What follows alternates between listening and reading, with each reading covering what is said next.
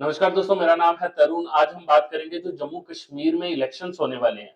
Election commission ने dates announce कर दी हैं, सब चीजों को देखेंगे। सबसे पहले जो न्यूज है कि 88 लाख वोटर्स जो है वो जम्मू कश्मीर में इस बार पोल करेंगे। 88 लाख वोटर्स में सबसे पहले देखेंगे कि इलेक्शन कमीशन ने मेल और फीमेल वोटर्स की कितनी लिस्ट जो है वो जारी की है। देखिए, जो मेल वोटर्स हैं जो इलेक्शन कमीशन ने बताया है वो है अराउंड 44 लाख के पास। मेल वोटर हैं 44 लाख के पास, और जो फीमेल वोटर्स हैं इस बार जो वोट करेंगे वो अराउंड 42 लाख के पास हैं।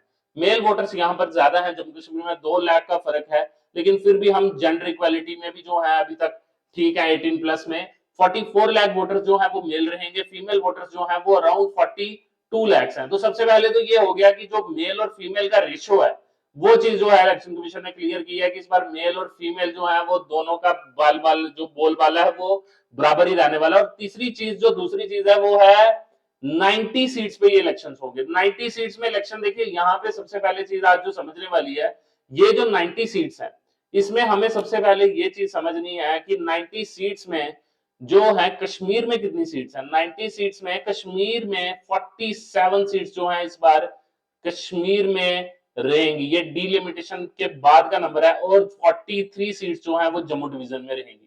इसमें भी जो है कश्मीर में एज है 4 सीट्स का।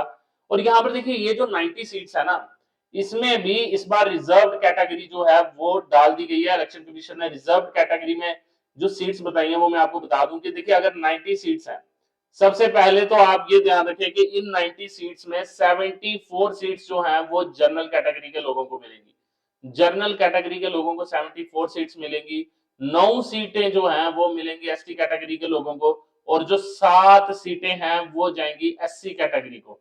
तो ये 74 और 9 83 हो गया, और 790 सीट्स ये जो है वो इस तरह से रहेंगी। 74 जनरल में, 9 एसटी में, और एससी में जो है वो लगभग 72 सीट्स रहेंगी।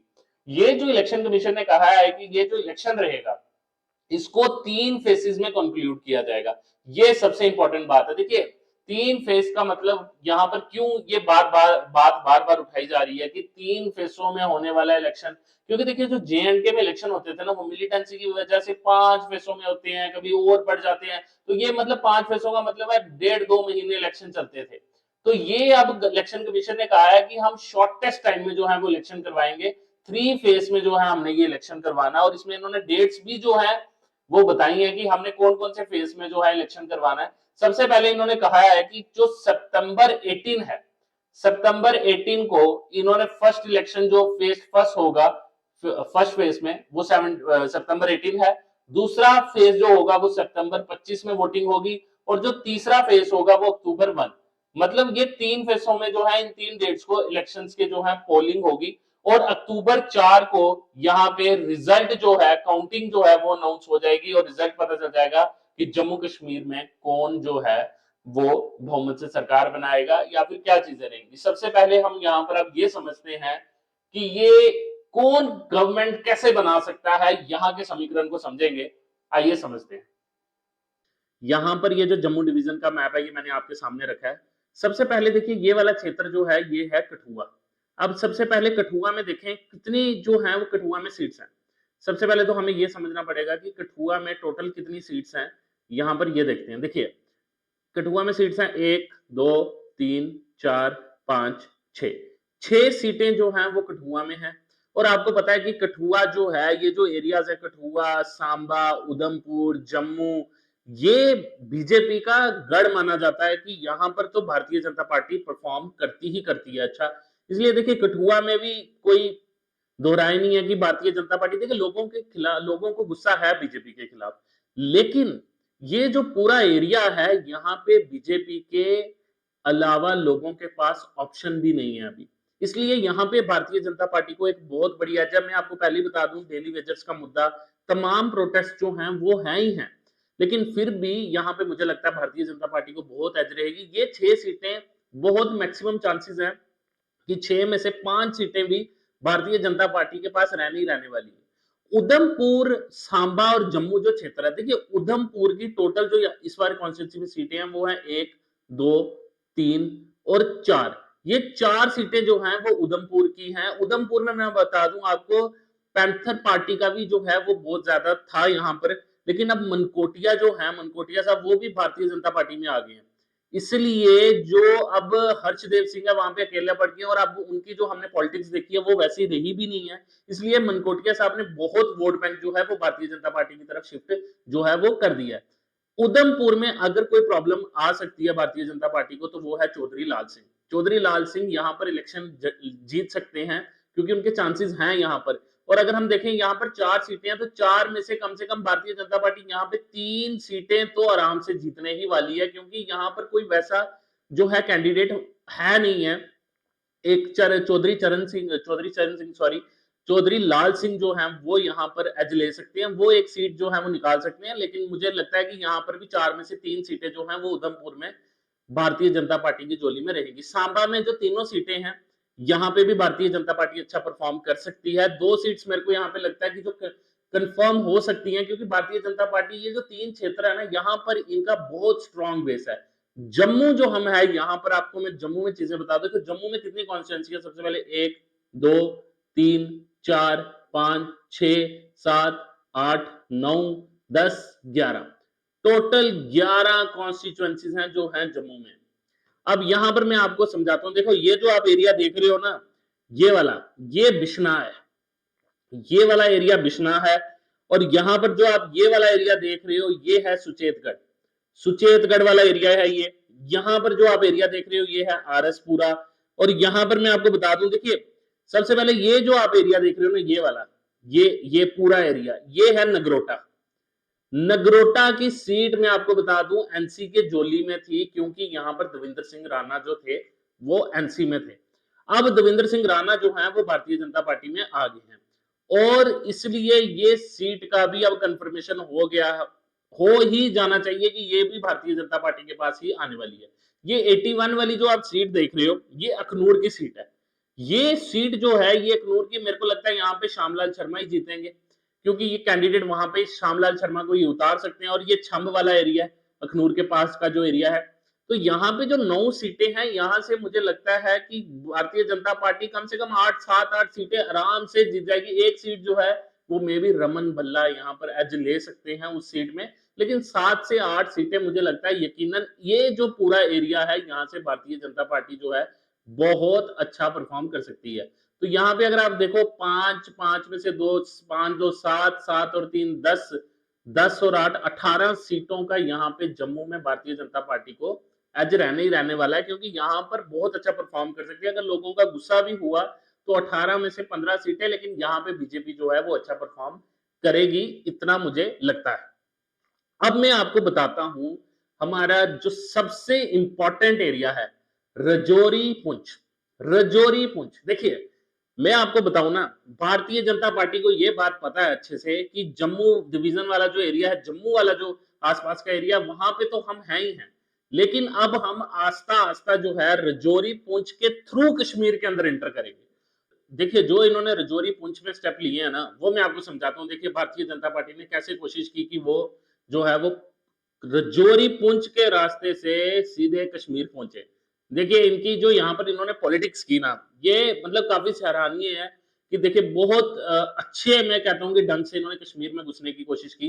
देखिए इन्होंने सबसे पहले क्या किया, रजौरी पुंछ में इनको पता था कि जो पहाड़ी लोग हैं उनकी एसटी स्टेटस की काफी देर से मांग है। इन्होंने पहाड़ी लोगों को सबसे पहले एसटी स्टेटस जो है वो वहां पर घोषित कर दिया। अब जब पहाड़ियों को, क्योंकि देखिए रजौरी पुंछ में 2 कम्युनिटी हैं, उनके बीच में क्लैशेस रहे हैं और वो भी एसटी स्टेटस को लेके, गुज्जर बकरवाल कम्युनिटी और पहाड़ी। सबसे पहले भारतीय जनता पार्टी ने क्या किया कि जो पहाड़ी लोग थे उनको यहां पर एसटी स्टेटस दे दिया और इनको यहां पर खुश कर दिया। और जो गुज्जर बकरवाल लोग थे वो अब गुस्सा में आ गए थे और गुज्जर बकरवाल का जो था एक फेस था, राज्यसभा उनको भेज दिया, जिनका नाम था गुलाम अली खटाना। ये आप देख रहे हैं इनको, गुज्जर बकरवाल कम्युनिटी से गुलाम अली खटाना को जो है वहां पे खड़ा कर दिया, ताकि एक बैलेंस बनाने की कोशिश की कि अगर ये लोग यहाँ पर गुस्सा हो भी जाए तो इनके कि हम आपकी भी इज्जत करते हैं, हमने आपका भी आदमी जो है राज्यसभा भेज दिया, हम आपको भी इंपॉर्टेंस देते हैं। और यहाँ पर गुलाम अली खटाना को खड़ा करने का सबसे बड़े 2 रीजन थे, क्योंकि आप मानोगे रजौरी पुंछ में एक ऐसा नाम अभी चल रहा है ना जिनका कोई मुकाबला नहीं, अभी मियां अल्ताफ साहब। देखिए ये रजौरी पुंछ में इनकी इतनी फॉलोइंग है आप मान नहीं सकते। कि ये अभी रजौरी अनंतनाग सीट में लोकसभा के मेंबर भी बने हैं, इनके यहाँ पर रजौरी पुंछ में मास फॉलोइंग है, बहुत ज्यादा लोग इनको मानने वाले हैं और इनका बहुत ज्यादा इम्पैक्ट है, क्योंकि इनकी ये परिवारवाद का भी हिस्सा रहे हैं, लेकिन स्पिरिचुअली इनका बहुत ज्यादा नाम है यहाँ पर। इनकी फैमिली जो थे ट्रेडिशनली, और ये कम से कम भी ना 3-4 डिस्ट्रिक्टों में इनका इम्पैक्ट है। मैं आपको बताता हूँ कैसे, देखिए यहाँ पे समझे। सबसे पहले तो रजौरी के लोग यहाँ पर जो रजौरी वाला, देखो रजौरी में जो है, रजौरी पुंछ में तो इनका है ही है, मियां अल्ताफ साहब का रजौरी पुंछ में है ही है, यहाँ पे पुंछ में भी इनका इम्पैक्ट है, रजौरी में भी। साथ में इनका जन्म जो है वो गांधरबल में हुआ है। गांधरबल में भी पिछली बार जब इलेक्शन हुए थे तो इनमें से इनके परिवार में से इनमें से एक सीट इनको यहाँ से भी मिल गई थी, रजौरी पुंछ में भी, गांधरबल में भी, और अनंतनाग की कॉन्स्टिट्यूएंसी में भी ये इलेक्शन लड़े हैं इस बार, और इसलिए इनका यहाँ पे भी इम्पैक्ट है, गांधरबल में भी इम्पैक्ट है, पुंछ में भी है, रजौरी में भी है। इनका इतना इम्पैक्ट आप मानोगे कि यहाँ पर गांधरबल वाले एरिया में इनके दादू की या किसी की यहाँ पर एक दरगाह टाइप है, और वहां पे जब हर साल वहां पर लोग इकट्ठे होते हैं तो रजौरी पुंछ से गांधरबल कम से कम 40 से 50 हजार लोग जाते हैं। इतना लोग इनमें ट्रस्ट करते हैं मियां अल्ताफ को, और जो मियां अल्ताफ हैं वो गुज्जर लीडर है, इसलिए भारतीय जनता पार्टी ने इनके खिलाफ, इनके मतलब सामने एक अपना फेस रखने की कोशिश की, गुलाम अली खटाना को यहाँ पर रखने की कोशिश की कि इन दोनों के बीच में, अगर यहाँ पर मियां अल्ताफ बात करते हैं तो, लेकिन गुलाम अली खटाना वैसा अभी कर नहीं पा रहे, जैसी वो कोशिश जरूर कर रहे हैं, लेकिन मियां अल्ताफ को यहाँ पे अभी चैलेंज करना बहुत मुश्किल है। ये हेल्थ मिनिस्टर भी रहे हैं जब फारूक अब्दुल्ला साहब की सरकार थी, तो यहाँ पर इनको बहुत एजा मियां अल्ताफ को यहाँ पर, इसलिए रजौरी पुंछ वाले एरिया में मुझे लगता है कि भारतीय जनता पार्टी को, ये वाला जो एरिया है 83 वाला, आप मानोगे यहाँ पर ये जो सीट है 83 वाली, ये है कालाकोट सुंदरबनी की सीट, यहाँ पे भारतीय जनता पार्टी के बहुत चांसेस हैं जीतने के। ये जो 84 वाली सीट है ये है नौशहरा की सीट, ये जो नौशहरा वाली सीट है यहाँ पर अब कैंडिडेट के ऊपर डिपेंड करता है कि कौन सा कैंडिडेट जो है यहाँ पर खड़ा होगा। यहाँ पर ऐसा कहा जा रहा है कि सुरेंद्र चौधरी जो है वो यहाँ पर काफी स्ट्रॉन्ग लीडर हैं, लेकिन रविंदर रैना के ब्रदर भी यहाँ पे खड़े हो सकते हैं, या उनके ब्रदर की वाइफ, या कुछ ऐसे तालमेल ये बिठाने की कोशिश करेंगे कि ये भी सीट जो है ये इनके पास आ जाए।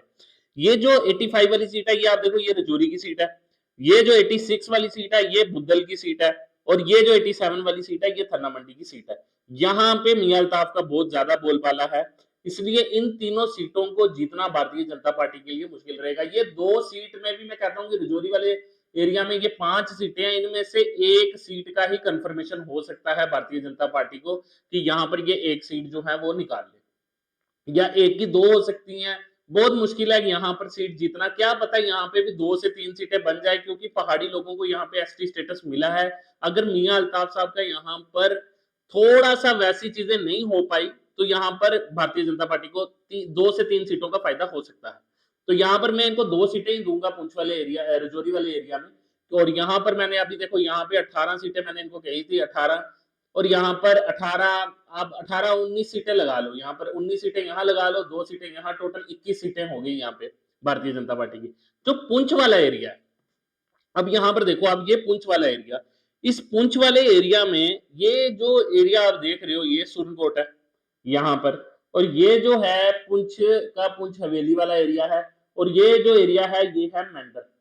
ठीक है, यहाँ पर भी मैं आपको बता दूं कि भारतीय जनता पार्टी जीतेगी या नहीं जीतेगी। यहाँ मियां अल्ताफ का, यहाँ पे भी एनसी ने बहुत काम किया हुआ है, रजौरी में मियां अल्ताफ एक नाम है, इनको चैलेंज करना, गुलाम अली खटाना जैसी कोशिशें की गई हैं, पहाड़ियों को कुछ किया गया है, लेकिन फिर भी यहाँ पर इलेक्शन जीतना बहुत चैलेंज रहेगा बीजेपी के लिए। मैं इनमें से यहाँ से एक सीट भी अभी मेरे को लगता नहीं कि भारतीय जनता पार्टी पुंछ वाले एरिया में, क्या पता अगर निकाल भी दे एसटी स्टेटस की वजह से एक सीट निकाल सकती है, लेकिन चांसेस कम है कि यहाँ पे सीट जो है वो उन्हें मिलेगी। लेकिन फिर भी 18, 2, 20 सीटें यहाँ पर हमने यहाँ पे 19 दी थी, 2, 21 होगी। यहाँ पे अगर मैं एक सीट भी दे दूं तो भारतीय जनता पार्टी 22 सीटों पे जो है यहाँ तक रह सकती है।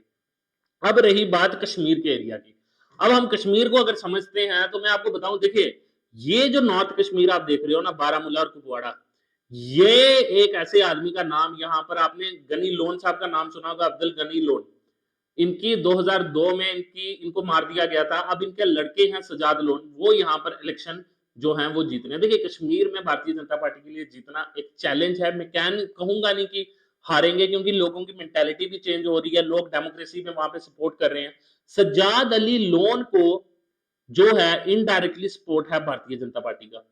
और मैं आपको बता दूं कुपवाड़ा के रहने वाले हैं ये, क्योंकि अब्दुल गनी लोन, जो अब्दुल लोन साहब का काफी नाम है कुपवाड़ा में। पिछली बार जो इनकी पार्टी का नाम है JKPC, Jammu Kashmir people conference, इन्होंने 2 सीटें जीती भी थी यहाँ पर। और ये 2 सीटें जो इन्होंने जीती थी, ये मुझे लग रहा है कि इस बार भी शायद यहाँ पर जीत सकते हैं कुपवाड़ा में। अगर ये 2 सीटें जीतेंगी तो भारतीय जनता पार्टी के साथ ये गवर्नमेंट बना सकते हैं, क्योंकि अपनी पार्टी का भी सजाद अली लोन को कहीं ना कहीं सपोर्ट है इस एरिया में। तो कुपवाड़े वाले एरिया में भी हो सकता है। बारामूला वाला जो एरिया आप ये देख रहे हैं, जो यहाँ पे भी अगर भारतीय जनता पार्टी को 2 सीटें जो है वो भी कोलिशन गवर्नमेंट बनाकर यहाँ पर मिल सकती हैं। और यहाँ पर ये जो एरिया आप देख रहे हो बारामूला, बारामूला में एनसी वर्सेस पीडीपी है। ये मैं आपको बता दूं, यहाँ पर आप प्रिडिक्ट नहीं कर सकते कि पीडीपी के खिलाफ कश्मीर में अभी भी गुस्सा है, लेकिन महबूबा मुफ्ती ने जिस तरह से पॉलिटिक्स की है 4-5 सालों में, हमने देखी है बहुत एग्रेसिव पॉलिटिक्स की है गवर्नमेंट ऑफ इंडिया के खिलाफ जाकर। वहां पर एक इनसाइड ऐसी भी बताई जाती है कि जब सारे सीएम्स को अरेस्ट किया जा रहा था तो सबसे लिखाया जा रहा था कि आप अगर हमें लिख के देते हैं कि आप प्रोटेस्ट वगैरह नहीं करेंगे, आर्टिकल 370 जब हटाया गया था, तो हम आपको हाउस अरेस्ट नहीं करेंगे। शाह फैजल जैसे लोग थे, उन्होंने लिख के दिया था कि हम नहीं करेंगे प्रोटेस्ट, इसलिए उनको हाउस अरेस्ट भी नहीं किया गया था ज्यादा देर तक। लेकिन महबूबा मुफ्ती, ऐसे जो तमाम लीडर्स थे, उन्होंने नहीं लिख के दिया, इसलिए उनको अरेस्ट भी किया गया था। और काफी देर तक महबूबा मुफ्ती को अरेस्ट किया था, क्योंकि वो गवर्नमेंट ऑफ इंडिया की पॉलिसीज को लेकर काफी अग्रेसिव रहती हैं। पीडीपी यहाँ पर मुश्किल है कि यहाँ पर सीटें निकाले। एनसी को काफी एज है यहाँ पर कि वो यहाँ पर भी सीट्स जो हैं वो निकाले। आप ये वाला जो एरिया देख रहे हो ना, पुलवामा, शोपियां, कुलगाम, अनंतनाग, ये बिजबेरा वाला जो एरिया है ना, यहाँ पे महबूबा मुफ्ती, मुफ्ती मोहम्मद सईद जो थे, जो अब नहीं रहे इस दुनिया में, वो यहाँ पर थे। यहाँ पर ये पीडीपी का घर था ये वाला एरिया पूरा। लेकिन यहाँ पर भी अब एनसी को एज है। एनसी यहाँ से भी सीटें निकाल सकती है, काफी ज्यादा सीटें जो है एनसी यहाँ पे निकालेगी। और यहाँ इस वाले एरिया में भी, बारामूला वाले एरिया में भी एनसी सीट्स निकाल सकती है, और इस एरिया में भी सीट्स निकाल सकती है। गांधरबल में मैंने आपको बताया था, मियां अल्ताफ साहब का नाम है, यहाँ पे भी एनसी का इम्पैक्ट है, काफी ज्यादा है, इसलिए यहाँ पर भी जो है एनसी को एज है। गांधरबल वाले एरिया में ये पीडीपी का गढ़ तो रहा है, लेकिन अभी मुश्किल ही लग रहा है, क्योंकि यहाँ पे देखना ही पड़ेगा कि पीडीपी वर्सेस एनसी है कि क्या, मतलब क्या रहेगी दशा। लेकिन यहाँ पे मुझे लग रहा है कि एनसी यहाँ पे सीटें जो है वो निकाल सकती है। ये जो श्रीनगर वाला एरिया है, यहाँ पर भी एनसी को एज है, और यहाँ पे बड़गाम वाले एरिया में भी एनसी को जो है वो एज है। तो ये पूरा एरिया अगर हम देखें तो एनसी, रजौरी पुंछ से अगर हम स्टार्ट करें, मियां अल्ताफ साहब का नाम है, यहां से लेकर हम देखें तो यहाँ पे काफी एनसी को एज है। यहाँ पे एनसी जो है वो सीट्स निकाल सकती है। भारतीय जनता पार्टी की जहां तक बात है कि उनको कश्मीर में अगर कोलिशन अपनी जो 1-2 सीटें श्रीनगर सिटी से या आगे पीछे से 1-2 सीटें जो है वो निकाल लें, वो भी इंडिपेंडेंट, जो बाद में बीजेपी में कन्वर्ट हो, वो ऐसा हो सकता है।